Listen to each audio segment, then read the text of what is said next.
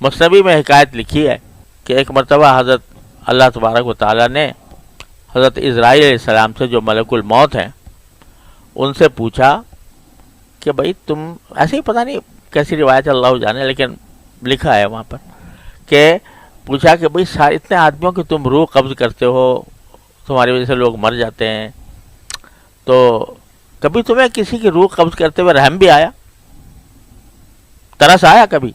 تو حضرت اسرائیل علیہ السلام نے جواب دیا کہ جی ہاں 2 مرتبہ آیا۔ کہا کس پر؟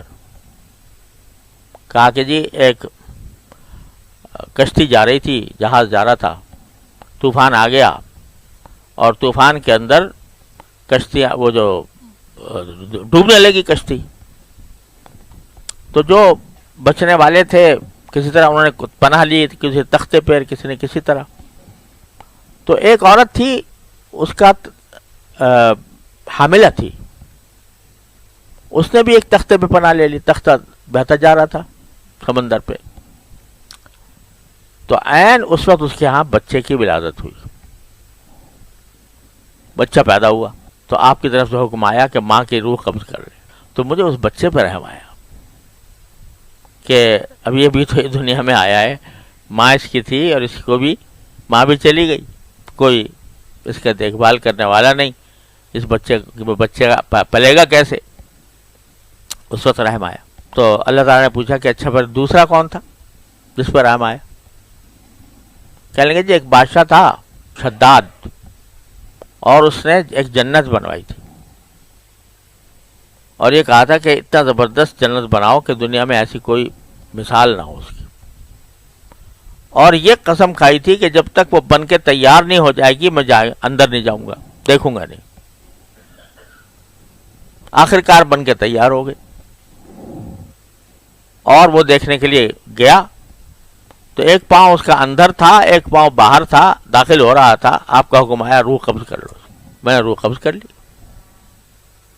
تو اس وقت رحم آیا کہ کم از کم اتنی اسے محنت کی تھی، اتنا پیسہ لگایا تھا، اتنی اس کی آرزو تھی، کم از کم ایک مرتبہ دیکھ ہی لیتا، پھر مر جاتا۔ تو بس روایت میں یہ ہے کہ اللہ تبارک و تعالیٰ نے فرمایا کہ تم نے ایک ہی آدمی پر 2 مرتبہ رحم کھایا، تم نے ایک ہی آدمی پر 2 مرتبہ رحم کھایا۔ کیا مطلب؟ کہ یہ بادشاہ وہی بچہ تھا، یہ بادشاہ وہی بچہ تھا جس پر تمہیں پہلے رحم آیا تھا، وہ اس کو ہم نے پالا اور اس پہ تختے پہ سوار کی حالت میں اس میں پرورش پائی، اور پرورش پا کر بڑا ہو گیا، بڑا ہو کر ہم نے اس کو بادشاہ بنا دیا، بادشاہ بننے کے بعد شداد بن گیا، جنت اس نے بنوائی، اور اس پر میں نے جا کے ہمیں اس کی روح قبض کر لی۔ تو کون جانے پروردگار کے بھید،